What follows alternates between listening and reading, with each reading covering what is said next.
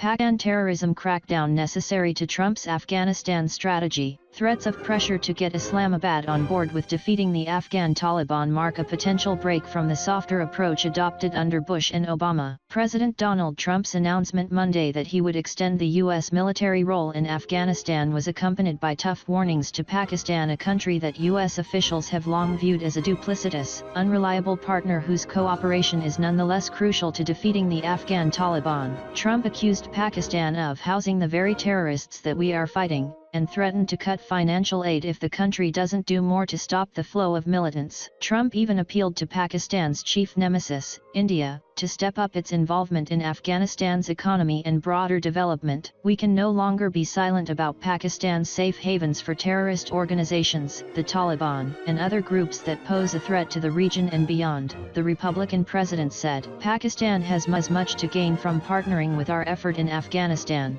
It has much to lose by continuing to harbor criminals and terrorists. Trump's comments signal a potential break from efforts by Presidents George W. Bush and Barack Obama, who, despite intense and often voiced frustration with Islamabad, preferred to use money and diplomacy to push Pakistan to stop giving Afghan Taliban militants support and sanctuary. The speech reflected the Trump administration's preference for the stick over the carrot. Cracking down on Pakistan was one of the necessary changes in U.S. policy if the latest strategy for Afghanistan is going to succeed, a senior White House aide said. The Pakistani embassy declined to offer immediate comment, as they reviewed their South Asia strategy over the past several months. Trump aides split into two, somewhat overlapping camps on Pakistan, according to sources with knowledge of the talks. Both groups agreed it was time to raise the pressure on Islamabad but differed in how far to go. One group pushed measures such as cutting off all U.S. military aid and revoking Pakistan's status as a major non-NATO ally. The other camp argued for more incremental steps to avoid losing Islamabad's cooperation entirely and sparking more violence by Pakistan-backed militant groups. Trump leaned more toward the more hardline camp,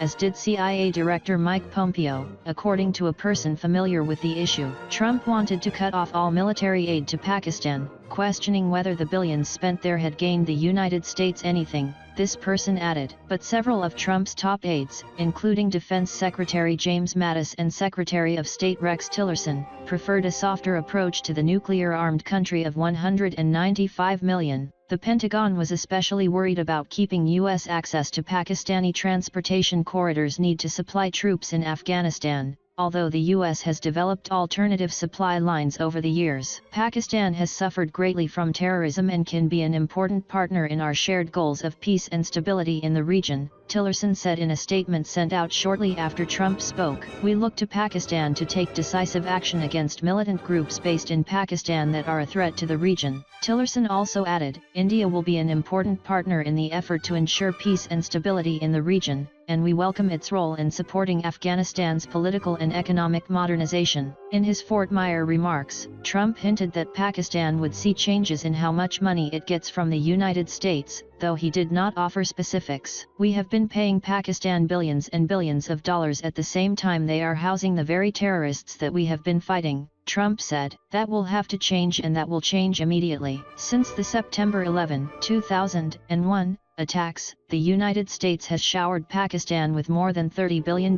in military and economic aid to gain its undivided loyalty in the effort to bring peace to Afghanistan. That yielded little fruit. The Taliban by some estimates now control 40% of Afghanistan, and Islamic State terrorists also have made inroads there. Militants fighting in Afghanistan can still find safe havens just across the border in Pakistan's tribal regions. Afghan Taliban leaders, as well as some Al-Qaeda leaders, are believed to operate in Pakistani cities such as Karachi. Pakistan also was where Al-Qaeda chief Osama bin Laden spent his final years until a U.S. raid killed him in the city of Abbottabad in 2011, an episode that deeply soured U.S. Pakistani relations. U.S. officials accuse Pakistan's powerful military and intelligence apparatus of retaining ties to Afghan Taliban groups, including the deadly Haqqani network. Analysts say Islamabad believes that by keeping Afghanistan weak and unstable it can use the country as a staging ground in case of a future conflict with New Delhi. Pakistan and India, which also has nuclear weapons, have fought 3 major wars since 1947. Pakistan's spoiling power in Afghanistan is really unlimited, said Mohd Yusuf, a South Asia expert with the U.S. Institute of Peace. They could make a mess of things much more so than they have now. The U.S. has long tried to avoid getting involved in resolving the decades-old Pakistan-India dispute over the Kashmir region and related subjects, and Trump's speech offered no hint that would change. But his appeal for India to play a greater role in Afghanistan is not likely to play well in Pakistan,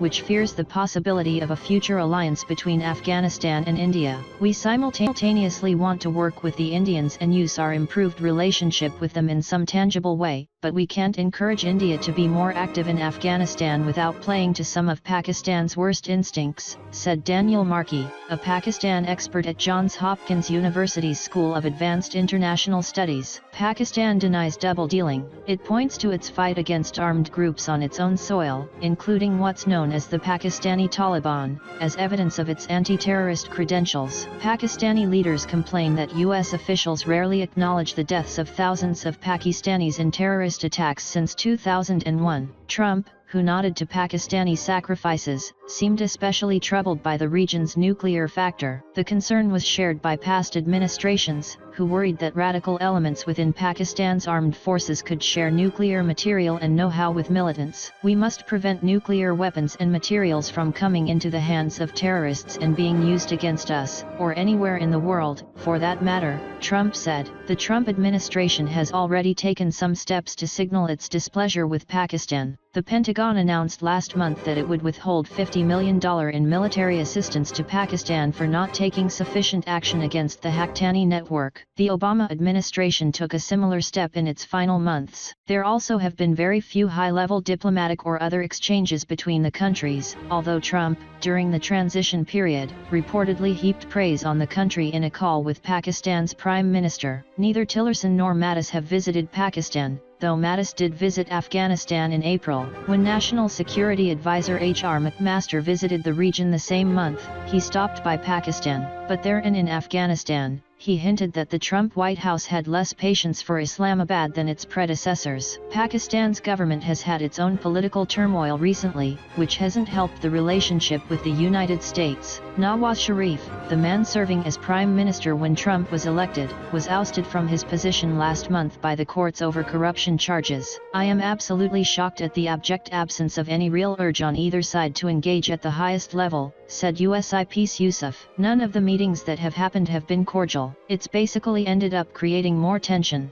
One potential consequence of a hardened U.S. approach to Pakistan is that Islamabad may deepen its cooperation with China. Pakistan leaders unhappy with the United States not so subtly describe China as an all-weather friend. China's role came up during the Trump administration's conversations about Pakistan, the person familiar with the issue said. There was discussion about how Pakistan has become a client state of China, the person said. Trump's harsher stance on Pakistan also risks delaying the possibility of a negotiated peace settlement between the Afghan Taliban and the Afghan government. Pakistan is believed to be a critical influence on Afghan Taliban leaders who may wish to discuss a settlement. Markey pointed out that U.S. financial assistance to Pakistan has been decreasing in recent years anyway. In fiscal 2016 it was roughly $1 billion total for security and economic assistance and military reimbursements. Cutting off those funds isn't as much of a threat to Pakistan as it could be, despite the country's economic struggles. Like other observers,